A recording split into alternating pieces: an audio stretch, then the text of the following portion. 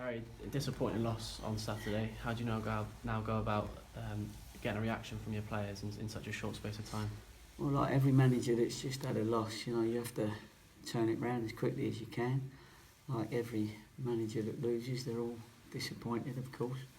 But you do lose, and some lose more than others. And what we've got to do is get that next win pretty quickly, so that we can just get away from, or give ourselves a chance of looking at the mid-table as opposed to looking at the bottom of the table. But I thought we was as good in the second half as we was bad in the first, and that was where the game really showed.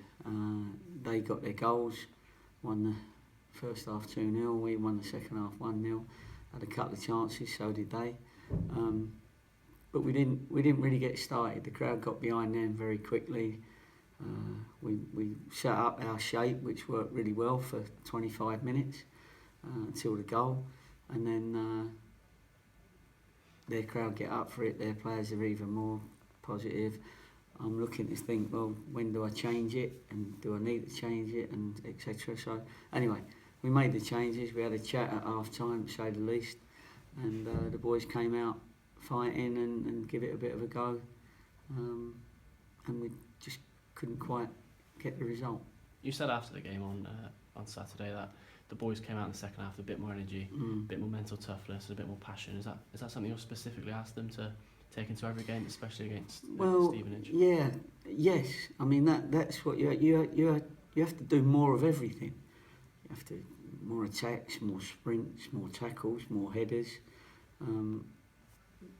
and that's really what you're asking them to do. But you ask them to do that before the game in our meetings, and you say, look, you need to affect the game. You need to go out. But human nature, players take it in, and we've got a great group that I know are not ignoring that advice. And sometimes you have to hold your hands up because the opposition have started brightly, and you end up doing a little bit more chasing than you wanted to do in the first place.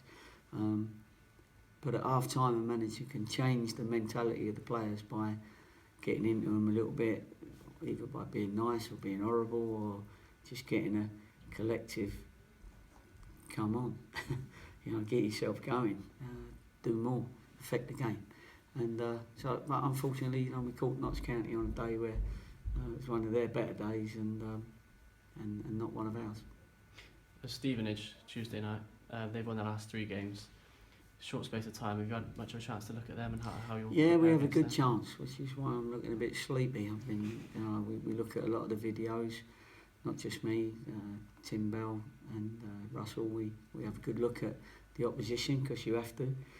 There's a case to say sometimes, if you give the players too much information on the opposition, they end up looking for it as opposed to stopping it, and we think we sort of get the balance right, because we know that, what I've just said, but we give our lads a pattern of play and a way of playing that we think can cause them a problem, and we work on that. Of course, we've only got a couple of days to work on it when you've had a Saturday, Tuesday game, but we will, and hopefully by the end of the season, all our work, even with the new players that we've got now, because we're having to not quite start again, but there's a lot of them that have not been here long, certainly all the loan players. I think our team's got tremendous potential, I do. I think it's young, it's athletic, I think the squad's got good potential. They just need to know how good they are or how good they can be and go out and produce it. And as a manager, you can only encourage and work with them and try and help with their confidence, because it is about confidence with young players to go out and perform. But potentially, I think we've got a really good group, and I'm sure it will come out before long. And now, the cliches might sound, take each game as it comes, but with your sort of experience, how much, near the bottom of the table, I hate to say it, but how much do you look at sort of the next 5 games and where you should be picking up points and where you might, listen, if you were doing that, you'd have looked at Notts County and felt, you could pick up points there. So you can't do that, because we're at a level where there's no mugs. You know, what did they have? They had 3 players that done the move that led to the goal that had all played championships and premiership.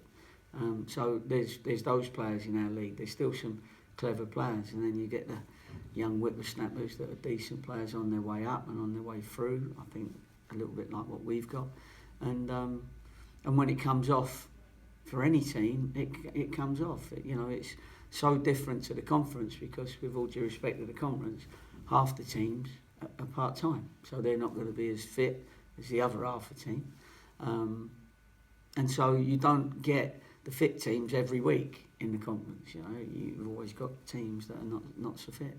So you can't look ahead and think that any one team, you know, we wouldn't have give ourselves 3 points against Luton, and we would have give ourselves 3 points against Notts County.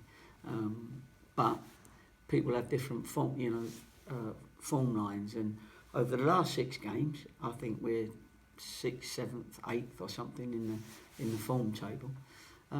So we just got to make points up on the teams that are below us first. That's what we have to look at. And the first results I look for are Newport, Latin Orient, Crewe, Notts County, Hartlepool now, maybe Crawley now. You know, you've got some teams in there that you've got to get ahead of and get as many teams behind you as you can.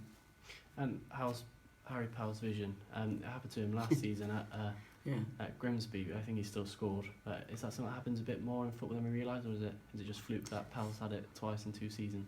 Well, it's not too bad, is it? It's not an epidemic twice in 2 seasons. But like I said, anything that goes over 6 foot in the air is likely to hit him in the face, because he's the only one that can play up there. But unfortunately, it was one of them sucker punches where Pikey went to clear it and tried to clear it with a bit of height and forgot it was Pelly in front of him. So, and once a ball hits you in the temple on the side of the head, then it's very difficult to get your vision and get your balance, and that's what he lost. And to be fair to him, he was fighting me in the physio because he wanted to get out there second half, and he couldn't see. And anyway, so we took the decision to not put him out there and put Billy on, and actually, you know, Billy made a bit of a difference for the second half.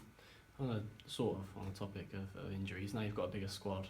Is there how big is the dilemma between asking players, you know, get back on the bike sooner, so to speak, or just replacing those players with fit and available? Good point, mate. And we've been talking about that this morning, and I won't give out any information today, but you've always got that problem. Do you stand by the ones that haven't particularly played well, but you're selected to win that game? You've got to be careful that you don't keep the continuity a little bit. You've sort of got to do that, maybe with 1 or 2, maybe at the most 2 or 3, where you might just tweak it. But you've got to give some players the opportunity to have a bit of a run. At the same time, you mustn't forget the others, because you might need them when there is an injury or a 2 in 2 seasons head problem sort of thing. And if you do need them, then they've got to be ready mentally and physically. And